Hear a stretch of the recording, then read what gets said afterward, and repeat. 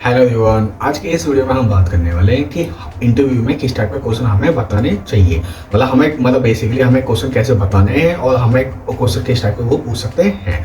Basically हम आज की वीडियो में बात करने हैं कि जो हमारे जो फ्रेशर्स होते हैं उनको नहीं पता होता है कि इंटरव्यू क्वेश्चन वो हमारे पास किस टाइप से क्वेश्चन पूछ सकते हैं, लाइक किस किस टेक्नोलॉजी पे क्वेश्चन पूछ सकते हैं। क्योंकि हमारे पास जब भी जो भी हम डॉट नेट जब सीखते हैं तो हम पे बेसिकली कोई कैटेगरी आ जाती है जिस कैटेगरीज पे क्वेश्चन हमारे बेसिकली पूछे जाते हैं। ठीक है, तो आज के हम सभी उसी पे बात करने वाले हैं कि वो किस टाइप का हमारे पास किस किस टेक्नोलॉजी क्वेश्चन पूछे जाते हैं और कौन कौन सी टेक्नोलॉजी हमारे इसमें एग्जिस्ट करती हैं कि इंटरव्यूअर जो है वो बस ये देखना चाहता है कि आपके जो क्वेश्चन है इस टेक्नोलॉजी पर अगर हम आपको कोई प्रोजेक्ट देंगे तो क्या आप उस काम कर सकते हो कि नहीं कर सकते। ठीक है, तो हम उसको कुछ कैटेगरीज में मैंने इसको कुछ कैटेगरीज में बांटा है। ठीक है, तो मैंने 6 कैटेगरी में चीज़ों को बांटा है ताकि हम उस पर बेसिकली डिटेल में डिस्कस कर सकते हैं। ठीक है, तो सबसे हम शुरू में बात करते हैं कि हम डॉट नेट पर बात करते हैं। तो सबसे पहले आता है कि डॉट नेट में पहले इंटरव्यू का पहला क्वेश्चन वो आएगा डॉट नेट से रिलेटेड क्वेश्चन आ सकते हैं। ठीक है, तो डॉट नेट में पूछा जाएगा व्हाट इज डॉट नेट। तो आपको ये क्वेश्चन पूछा जाएगा कि डॉट नेट है क्या बेसिकली। ठीक है,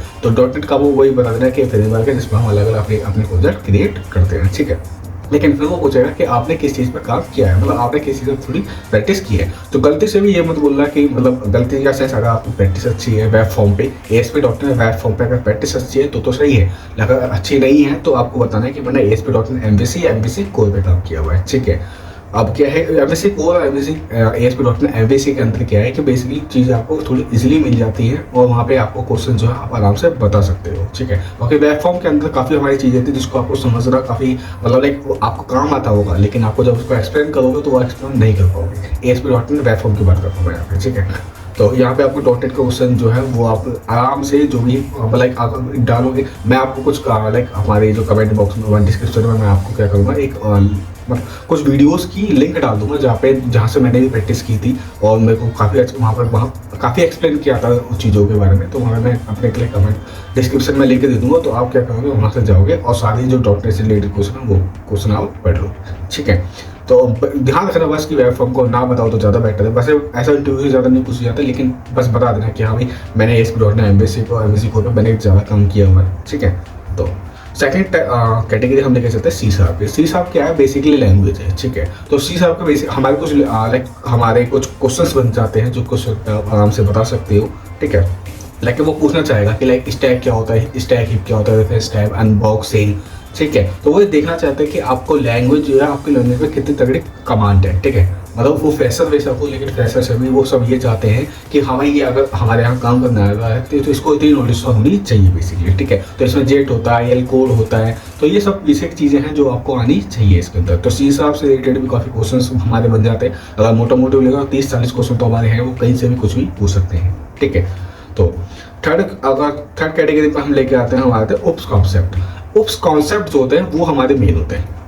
क्या है कि उप्स कॉन्सेप्ट क्या है, बेसिकली क्या है कि ऑब्जेक्ट ओरिएंटेड प्रोग्रामिंग होता है जिसपे हमें क्या है कि ये चीज़ बेसिकली क्या हमारे कोड को हमारे कोड का एक स्ट्रक्चर देती है। ठीक है, और इसके अंदर क्या हम जब बड़े बड़े प्रोजेक्ट बनाते हैं तो हम इसी को यूज़ करके हम बड़े बड़े प्रोजेक्ट हमें प्रोजेक्ट में यूज़ करते हैं। ठीक है, लेकिन इसके अंदर हमारे क्या है आपको वो पूछेगा कि इसके 4 पिलर कौन कौन से होते हैं। ठीक है, तो ये सब चीज़ें आपको बहुत ध्यान से पता होनी चाहिए। एपी मैंने इसका एक बेसिकली यूज़ किया हुआ है, एपी करके यूज़ किया हुआ है, एपी करके कुछ है। इसको कहते हैं एब्स्ट्रैक्शन होता है, इनकैप्सुलेशन होता है, पॉलीमॉर्फिज्म होता है। ठीक है, इनहेरिटेंस है। ठीक है, तो ये हमारे 4 पिलर होते हैं। जो 4 पिलर पे बेसिकली क्या है आप जो है ये बता सकते हो, लेकिन और फिर जब भी आप वो पूछेगा 4 पिलर के बारे में फिर आपको थोड़ा डिटेल में हल्का बता देना इसको। ठीक है, अब लेकिन डिटेल में इतना भी मत जाना कि क्योंकि अगर वो इंटरव्यूअर क्या होता है वो ये देखना चाहता है कि आपको इसके बारे में थोड़ा बहुत पता है कि नहीं पता। आपको क्या करना है कि लाइव एग्जांपल दे देना, रियल लाइफ एग्जांपल हमें वहाँ पे दे देना। जैसे वो क्वेश्चन पूछते हैं क्लास क्या होती है, ऑब्जेक्ट क्या होता है।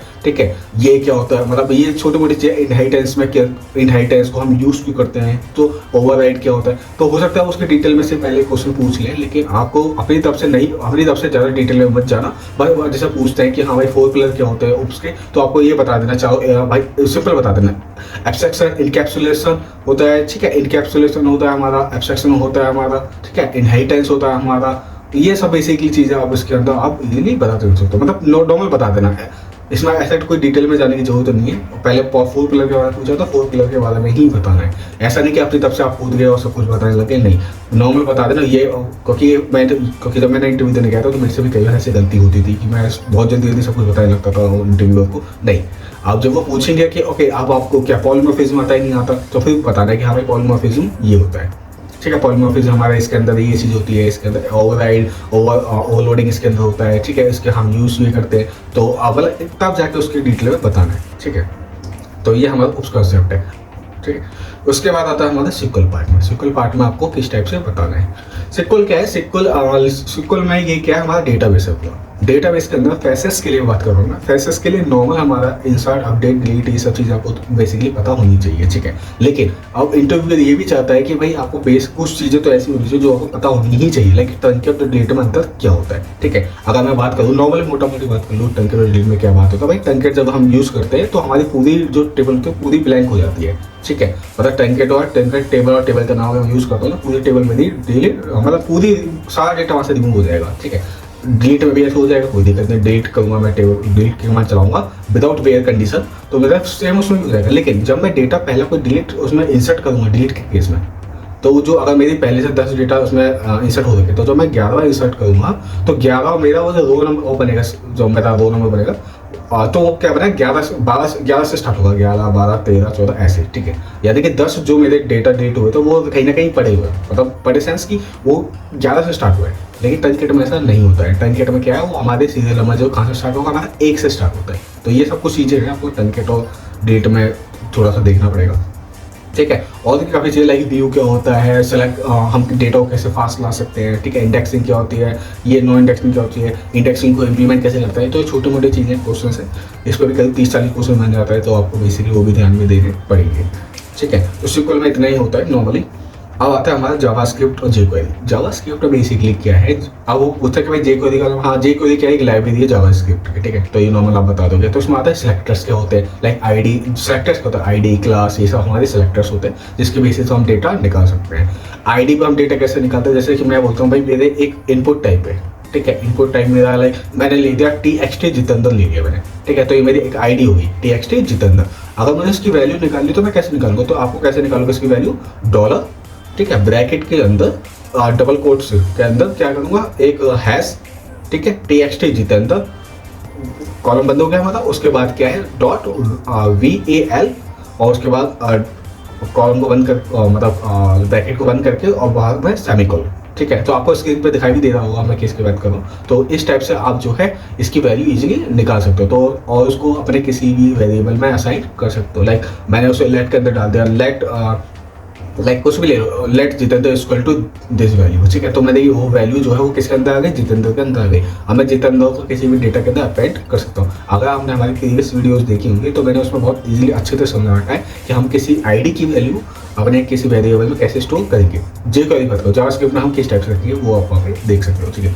तो कुछ क्वेश्चंस है अब जेक्वेरी में आप पूछा जाता है कि एजेक्स आपने कभी यूज़ किया है, ठीक है। तो एजेक्स की मैंने वीडियोस बना रखी है, तो वीडियोस आप देख सकते हो, और वीडियो क्यों यूज़ कर रहा है एजेक्स को उसमें मैंने सब कुछ डिटेल में बता रखा है, तो आप वहाँ पे जाकर हमारी वीडियोस देख सकते हो, ठीक है।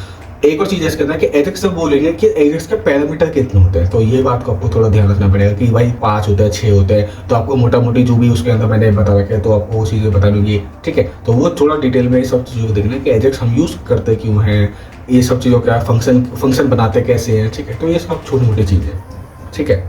अगर नॉर्मल वैसे तो कोई जल्दी पूछता नहीं है, लेकिन वो नॉर्मल पूछ लेते हैं इसमें कि भाई सर्वर साइड और क्लाइंट साइड वैलिडेशन क्या होती है। तो क्लाइंट साइड वही है जो जेक्वेरी पे लगाते हैं, और सर्वर साइड जो हम कोड के अंदर लगाते हैं, ठीक है। आपने बैकएंड में हमने देखा हो ना, मैंने वैसे अभी सर्वर साइड वैलिडेशन लगाई नहीं है, लेकिन हमारी जो आने वाली क्लासेस है उसके अंदर मैं सर्वर साइड वैलिडेशन में आपको लगा के दिखाऊंगा, ठीक है। अब मेन चीज़ जो छठा पार्ट आता है हमारा, आता है प्रैक्टिस। देखिए आपने काम कुछ भी किया हो, कितनी भी प्रैक्टिस की हो, किसी भी किया हो, लेकिन छठा हमारा आता है किस पे, आपके प्रैक्टिस पे। मतलब मैंने छठा पॉइंट सिर्फ प्रैक्टिस लिखा हुआ है, द रीज़न क्योंकि हमारे आपने ASP.NET MVC में काम किया है या फिर आपने ASP.NET MVC कोड पढ़ी है, उससे मैटर नहीं करता है, ठीक है।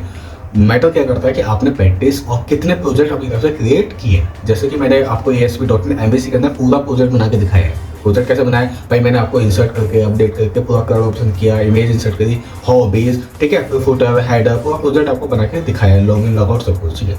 अगर आपने इसी टाइप से प्रोजेक्ट बना लिए, कम से कम मान के मोटा मोटी 100, तो आपकी जो प्रैक्टिस है, कोड करने की जो प्रैक्टिस है आपको, क्योंकि शुरुआत में मैं मानता हूँ फ्रेशर्स के लिए लॉजिक बिल्ड नहीं होता है कई बार, मतलब मोस्टली केसेस में अगर आप अच्छे खासे किसी बैकग्राउंड से नहीं हो, आपकी कंप्यूटर साइंस ना रही हो, तो आपका होता क्या है कि हमारे जो लॉजिक है हमें नहीं पता लगता कि हम क्या तक कोड को रखते हैं, ठीक है, रट के इंसर्ट कर देते हैं, कैसे कर देते हैं। तो वो चीज़ आपको थोड़ा ध्यान देनी पड़ेगी। आपको कम से कम 50 से 100 जो है प्रोजेक्ट क्रिएट करो। उससे क्या होगा, लगे रहो।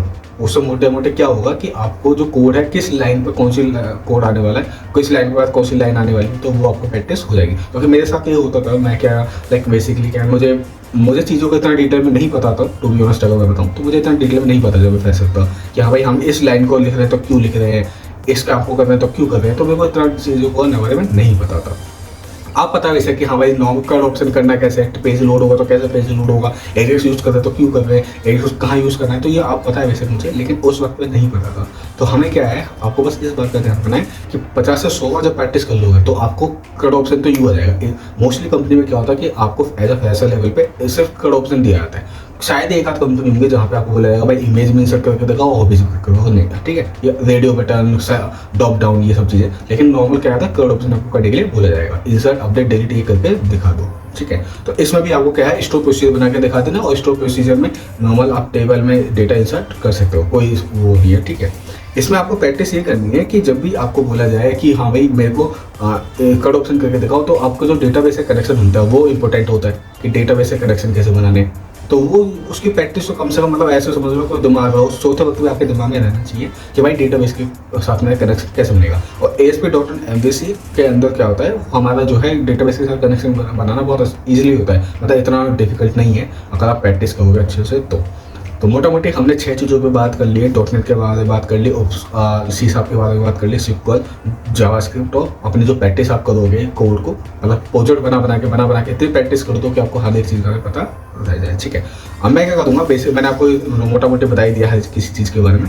मैं एक .NET, C# इस सब से रिलेटेड जो है एक वीडियोस जो है वो अपने डिस्क्रिप्शन के अंदर दे दूंगा। डिस्क्रिप्शन के अंदर देके आपको बस क्या करना है, उसको प्रैक्टिस करना है और हर एक चीज़ के नोट्स बनाना।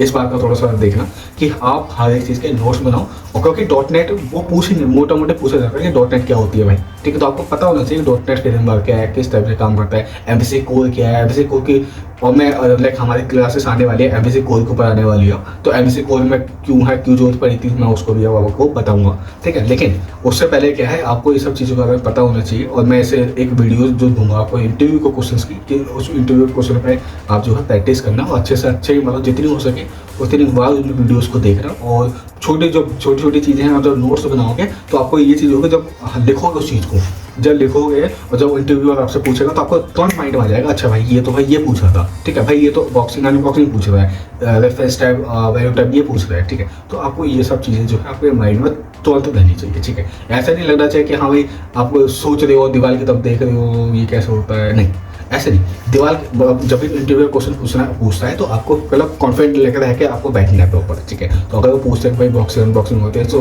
नॉर्मल जवाब अगर आता है तो ठीक है, वरना sorry I am not remembering right now, ठीक है। आप सिंपल बोल देना कि सर मुझे अभी याद नहीं आ रहा है। जो ये चीज़ें हमारी चीज़ों मैंने आपको बताई दी है पूरी क्लियरली।